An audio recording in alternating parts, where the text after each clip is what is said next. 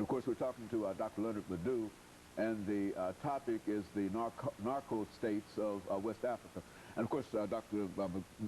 Madu, I think that they would have, the audience probably saw us laughing about a lot of this, and I think that we both admitted that the information that you're talking about and the impact that it is having upon the people of the west coast of Africa is so tragic that the only way that you can keep from crying over it is to find some kind of humor in it. And absolutely we know that there's no humor in reference to this, but this is a real tragic kind of situation, and let's allow you to continue on talk about this as an issue. And you know, the basic problem here, you know, if you think about it, is the political consequences.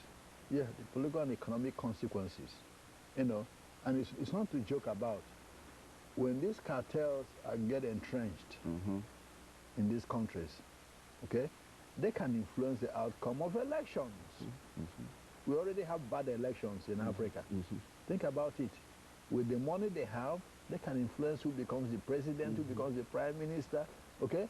All that. Okay, so that is the danger that I foresee, and that's what is worrisome now. Yeah, that they can buy the entire country and put whomever they want in power. And the ordinary people can't do a thing about it. You see? And you know politicians need money to run for elections. Okay. And when the cartels come and say, hey, this is 1 billion. Finish. That's right. Yeah, and you become president. What will you do? You are beholden to them. That's right. Okay, you are beholden to them, and that's what has been happening in Guinea-Bissau. Because a lot of those drug barons have bought most of those politicians, including the president himself, you know, with millions of dollars to keep quiet and just, you know, let them do what they want to do. And that's what is bothersome. Guinea the same. You saw if the son of the president and the wife and all this are involved in it, they can shape policy the way they want to in favor of the drug barons. You can't stop them. Okay? Yeah, when they're shipping these drugs in diplomatic pouches, they're influencing politics in those countries. So that's what some of us are worried about now. And one will say, well, after saying all this, then what are you going to do about it? Okay. How is it going to be dealt with? And I think the United Nations, you know, and the United States, or even the Security Council of the United Nations, you know, should get involved. You know, should get involved in training or retraining, you know, the security forces in those countries. It wouldn't be even out of way to say, hey, let some of our drug agents from this country go and live in Guinea-Bissau for a while. Okay. You know, train their own drug agents, help them keep an eye on the coast. Even send some Marines or whatever over there to stay for a while and make sure that the coast is protected, you know, and help them train their police and all that to understand how this is operate. And moreover, give them more economic, you know, economic aid to help them overcome poverty. So it really is not in the best interest of the Western world, the United States especially, to have all of this going on in that kind of situation, do you think? Not when we say we are fighting terrorism. Yeah, because with so much money in the hands of those drug dealers in Africa, they can become a heaven, you know, for another group of terrorists. You see what the Mexican government is going through. So when you have the narco terrorists in Africa, you know, they can ally themselves with you know, religious terrorists we are fighting now. It becomes a deadly combination. What can say, you know, that some of Bin Laden's folks wouldn't say, hey, let's go to Bissau. Okay.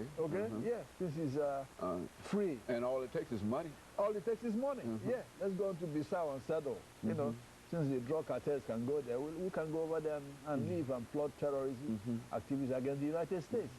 So it's not in our interest to have that happening, you know, in Guinea-Bissau.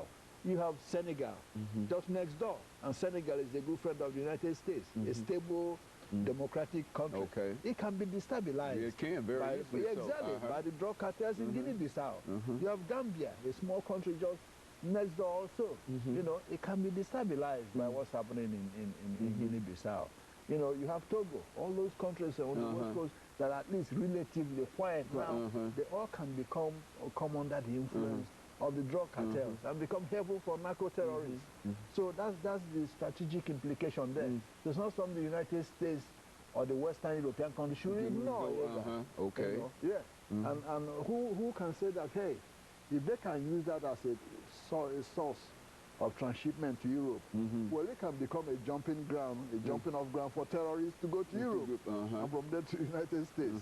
So that's very important. Now, like I said before, in the 19th century, Africa was torn apart by slavery. Okay. You know, was completely destroyed, devastated by slavery because of Europe's need for slaves to come and work.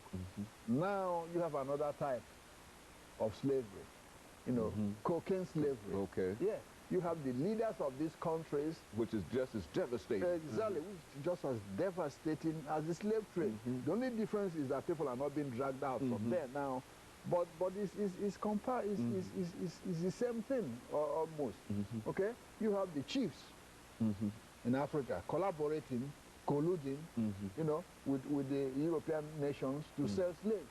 Now you have the governments themselves colluding with drug barons, you know, to sell their own people. That's precisely what is happening. When a government is acquiescing to drug, you know, barons running their own country, depriving their own people, you know, that's exactly what it is. It's the same mentality. Okay, it's the same mentality. The only difference is that people are not being shipped away. But they're not in chains leaving, exactly, you're not in chains. You're in chain right there. Right there. Exactly, you're in chain right there. Okay, so if these countries are selling their own people away, they're selling their own countries' people away to the drug dealers. Because when the drug dealers control these countries, the regular poor African in those countries don't have nothing to say. That's right. Okay? That's right. Yeah. You are subjugated and subdued in your own country because you are poorer living in your own country. And you can't do nothing about it. And especially with all the wealth, Dr. Madu. Exactly. I mean, you know, of Africa and the west coast of Africa. Yeah. Absolutely. That's the way it looks. If you look at it, that's exactly what it is. You know, it's just a modern day slavery, but under a different guise. Now it's cocaine slavery. You know, it's not a transatlantic slavery. Slave trade. Come over here, slave trade to come over here. Yeah, transatlantic cocaine trade to subdue Africans in Africa. Okay, so that's the danger there, and that's what is sad about the whole thing about you know, governments in Guinea-Bissau and Guinea doing these things to their own people. So that's what I want, you know, people in this country to know and understand, and help these countries, you know, fight off this is spreading, as you indicated, that the very fact that it's where it is, that it destabilizes all of those other relatively stable West African countries. That's correct, because from one country moves to the other. That's okay, right. From Guinea-Bissau, you have it in Guinea-Conakry. That it's going to stop there. That's correct. It wouldn't make any sense for it to stop there. That's correct. It wouldn't make any business sense for them to stop there. That's right. The next day they encroach on Senegal. The next day you hear they are in Senegalese coast. That's right. The next day you hear that they are, you know, on the coast of Togo. The next day you hear that, exactly, and that's the way it will spread. So it has to be nipped in the bud right now. In Guinea and Guinea-Bissau to stop it from spreading.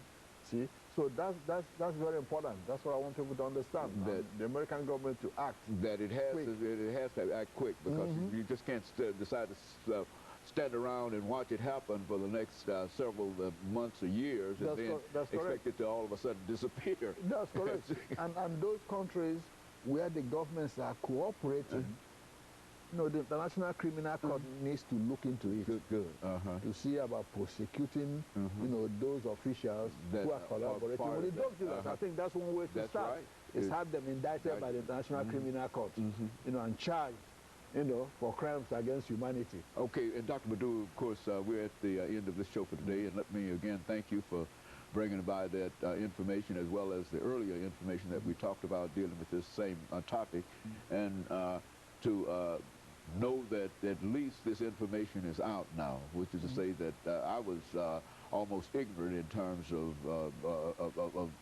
the impact that it was having now, and I think that I understand better about what is going on, and I think that if I understand better, and I'm almost sure that others also have a better understanding, and I want to thank you for bringing us that excellent information this morning. And let me encourage our audience to tune in again next week for another informative edition of Comments. Thank you and good morning.